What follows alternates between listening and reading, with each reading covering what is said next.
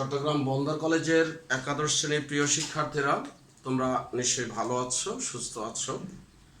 আজকে প্রথম রোজা, এই রোজা রমজানুল মোবারক, তোমাদেরকে মোবারকবাদ জানাচ্ছি। সাথে অবশ্য আজকে আমাদের পহেলা বৈশাখের শুভেচ্ছা জানাচ্ছি। রমজানুল মোবারকের মোবারকবাদ এবং পহেলা বৈশাখের শুভেচ্ছা জানিয়ে আজকে আমার নির্ধারিত ক্লাস শুরু করছি। এই কয়দিন তোমরা যারা আমার সাথে ছিলে, যারা ক্লাস করেছো, তোমরা নিশ্চয়ই জানো যে আমি তৃতীয় অধ্যায়ের মধ্যে তোমাদেরকে বেশ কিছু সৃজনশীল প্রশ্ন আলোচনা করেছিলাম। তো এই বেশ কিছু সৃজনশীল প্রশ্ন থেকে তোমরা একটা ধারণা নিশ্চয়ই পেয়েছো যে পরীক্ষা আমরা কি চাইতে পারি, কিভাবে প্রশ্নটা তোমাদেরকে অ্যান্সার করতে হবে।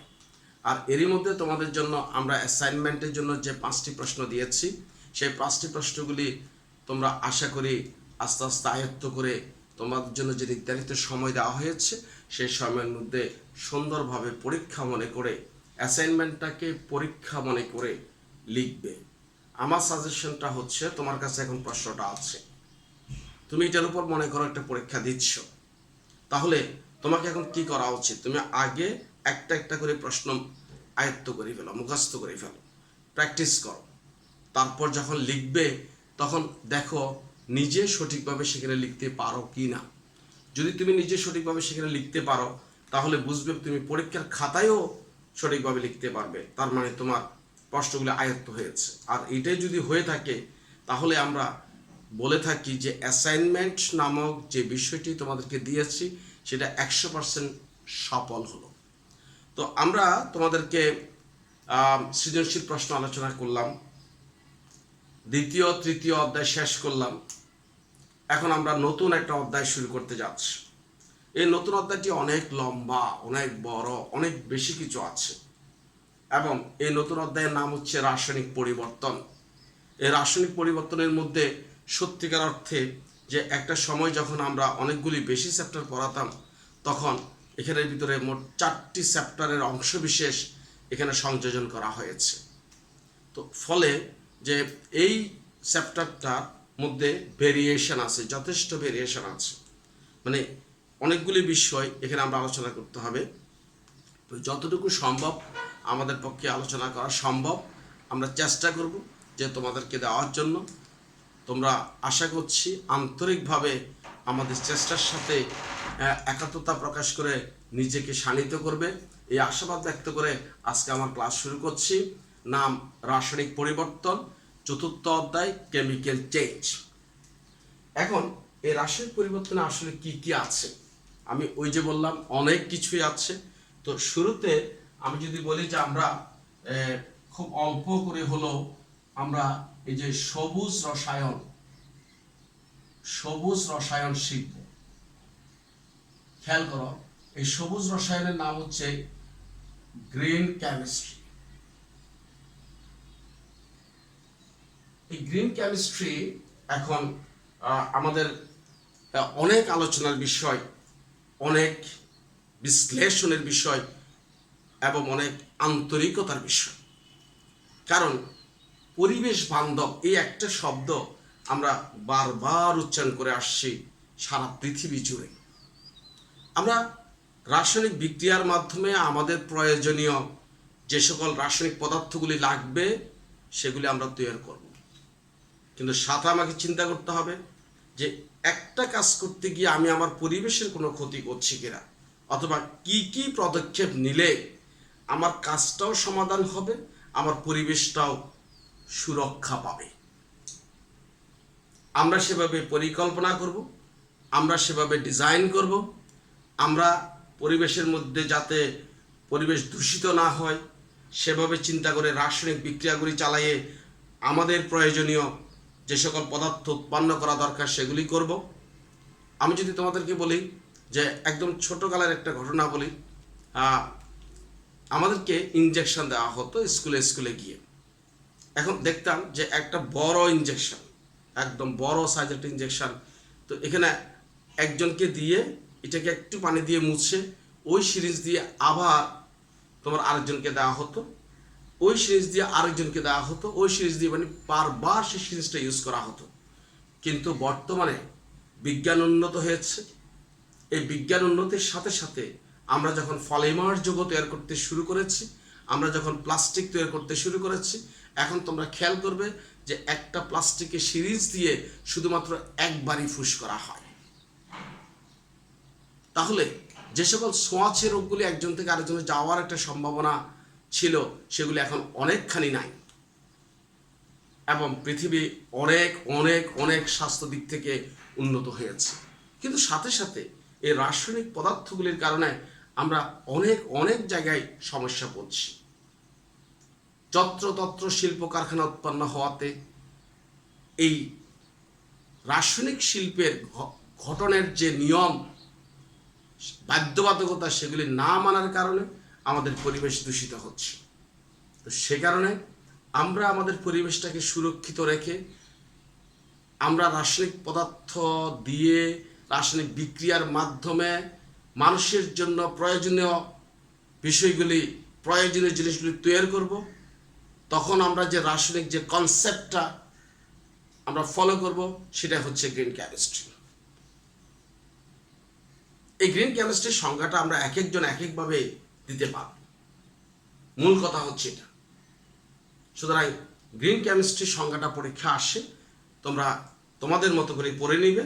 মূল কথা, পরিবেশ সুরক্ষিত রেখে আমি রাসায়নিক বিক্রিয়াটাকে কন্টিনিউ করে যাব, আমার পরিবেশ সুরক্ষিত, এটা হচ্ছে মূল কথা।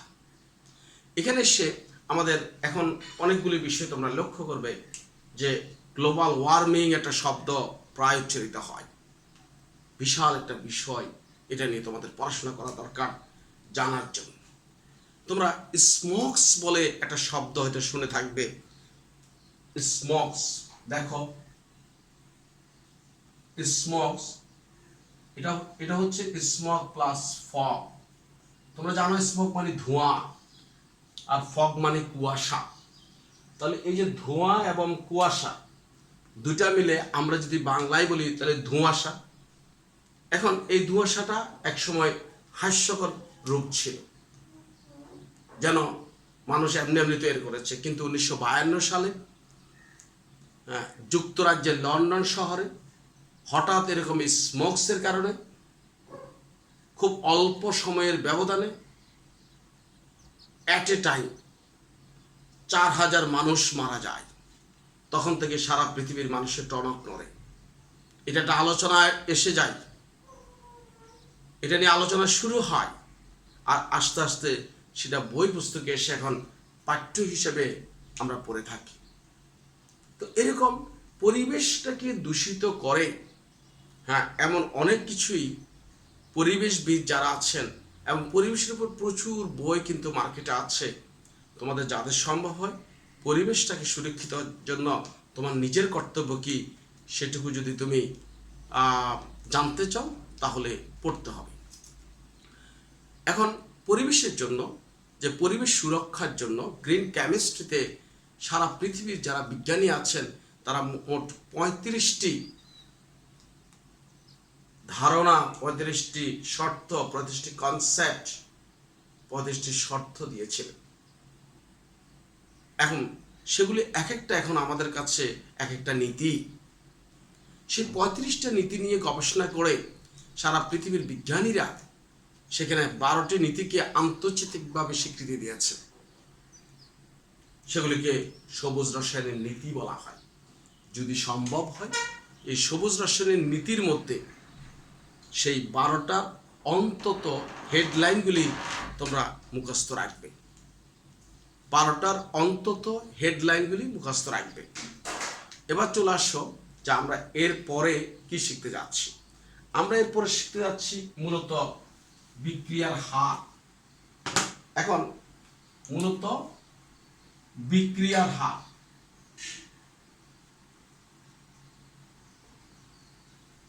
মূলত হচ্ছে বিক্রিয়ার হার, rate of reaction, rate of reaction, rate of reaction, বিক্রিয়ার হার, রেট অফ রিয়াকশন, বিক্রিয়ার হার।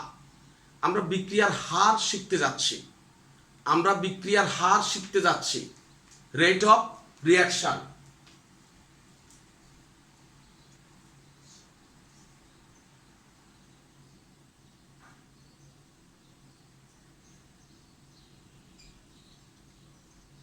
রেট অফ রিয়াকশন আমরা শিখতে যাচ্ছি। এখন বিক্রিয়ার হার শিখতে গেলে শুরুতে আমাকে যে জিনিসটা জানতে হবে সেটা হলো যে বিক্রিয়া কত রকমের। বিক্রিয়া আমরা একমুখী বিক্রিয়া এবং উভমুখী বিক্রিয়া, একমুখী বিক্রিয়া এবং উভমুখী বিক্রিয়া। তো এই একমুখী বিক্রিয়া এবং উভমুখী বিক্রিয়া তোমরা স্কুল লেভেলে পড়ে আসছো। একমুখী বিক্রিয়া হচ্ছে যে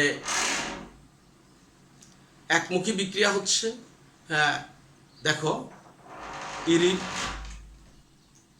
ইরিভার্সিবল প্রসেস এবং উভমুখী বিক্রিয়া হচ্ছে রিভার্সিবল প্রসেস। এখন সাধারণত যখন কোনো একটি বিক্রিয়া শুধু বিক্রিয়ক থেকে উৎপাদ তৈরি হয়, বিক্রিয়ক থেকে উৎপাদ তৈরি হয়, তখন সেটাকে একমুখী বিক্রিয়া বলা হয়। আর যখন বিক্রিয়ক থেকে উৎপাদ আবার উৎপাদের কিছু অংশ বিক্রিয়কে ফিরে আসে, তখন তাকে আমরা উভমুখী বিক্রিয়া বলে থাকি। এগুলি তোমাদের স্কুলে পড়া আছে।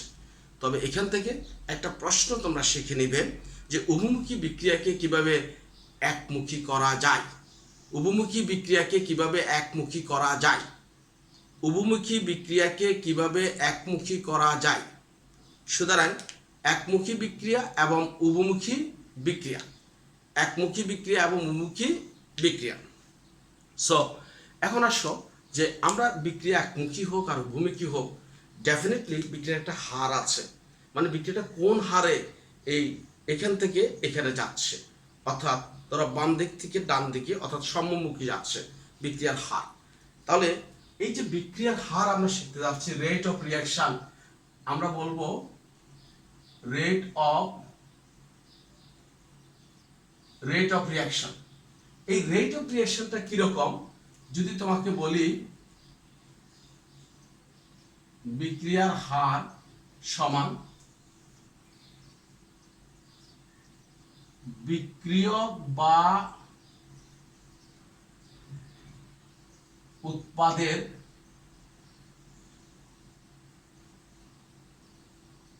ঘনমাত্রার পরিবর্তন, ওই পরিবর্তনে ব্যয়িত সময়। বিক্রিয়ক বা উৎপাদের ঘনমাত্রার পরিবর্তন, ওই পরিবর্তনে ব্যয়িত সময়। বিষয়টাকে যদি আমি একটু এভাবে ব্যাখ্যা করি, খেয়াল করো, এ থেকে বি উৎপন্ন হবে, এটা হলো বিক্রিয়ক, এটা হচ্ছে উৎপাদ। এটা বিক্রিয়ক, এটা উৎপাদ। তাহলে এই বিক্রিয়ক থেকে উৎপাদ উৎপন্ন হবে, খেয়াল করো, বিক্রিয়ক উৎপাদ। এর ঘনমাত্রা আস্তে আস্তে কমবে, কিন্তু এর ঘনমাত্রা আস্তে আস্তে বাড়বে। অর্থাৎ বিক্রিয়কের ঘনমাত্রা আস্তে আস্তে কমবে, উৎপাদের ঘনমাত্রা আস্তে আস্তে বাড়বে। এখন বিক্রিয়কের ঘনমাত্রা প্রতি সেকেন্ডে বা প্রতি মিনিটে বা কোনো কোনো ক্ষেত্রে প্রযোজ্য ক্ষেত্রে প্রতি ঘন্টায় কি পরিমাণ কমলো, অথবা ঠিক একই সময়ে উৎপাদের ঘনমাত্রা প্রতি সেকেন্ডে বা প্রতি মিনিটে বা প্রযোজ্য ক্ষেত্রে প্রতি ঘন্টায় কি পরিমাণ বাড়লো, তার হারকে বিক্রিয়ার হার বলা হয়। আর যদি এই ঘনমাত্রাটা যদি একক মোলার ঘনমাত্রার হয়, তাহলে একক মোলার ঘনমাত্রার বিক্রিয়ার হারকে আমরা হার ধ্রুবক বলবো। তাহলে একটা বলেছি বিক্রিয়ার হার, আরটা হচ্ছে বিক্রিয়ার হার ধ্রুবক।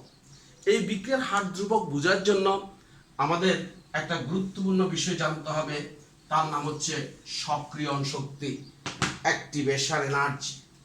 দেখো,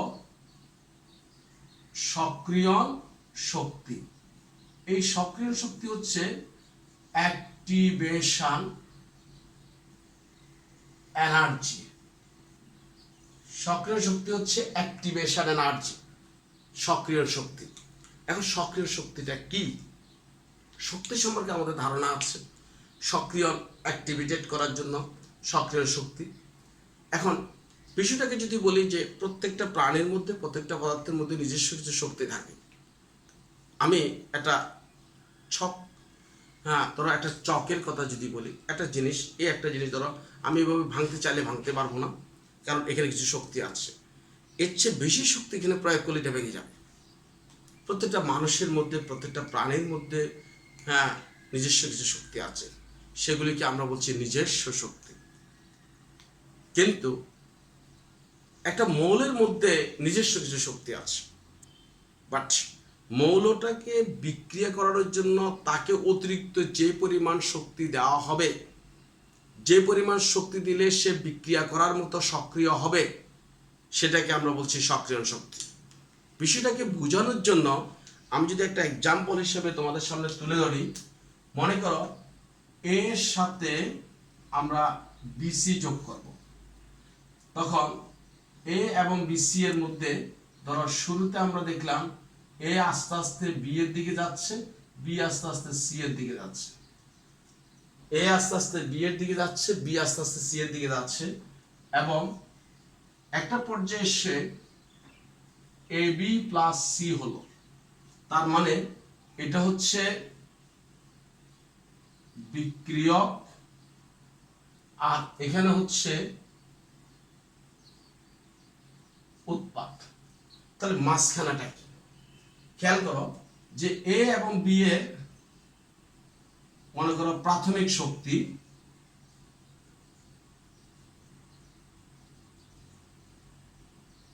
এটা 100, এটা মনে করো 200, তাহলে গড় শক্তি হলো 100 আর 200 মিলে 300, তাহলে 150।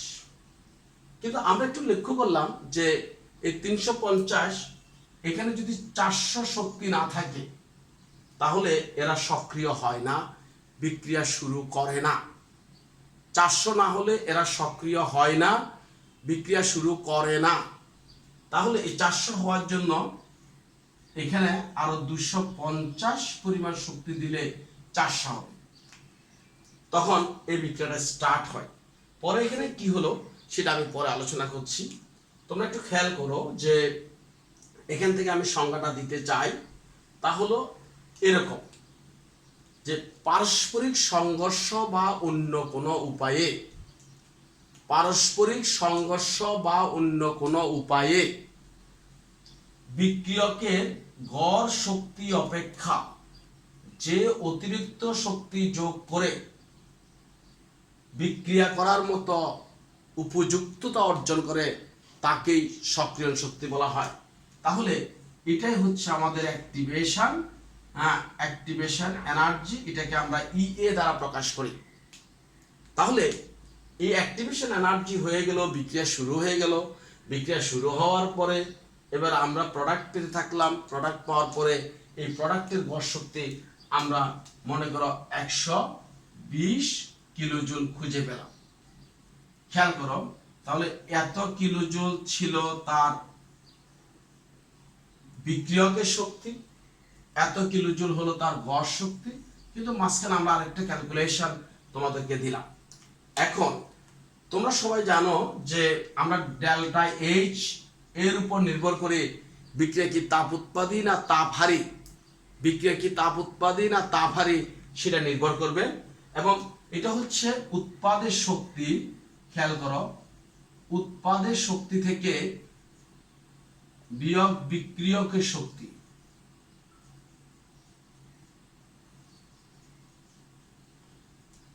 উৎপাদের শক্তি যদি এখানে 120 হয় আর বিক্রিয়কের শক্তি যদি 150 কিলোজুল হয়, খেয়াল করো -30 কিলোজুল।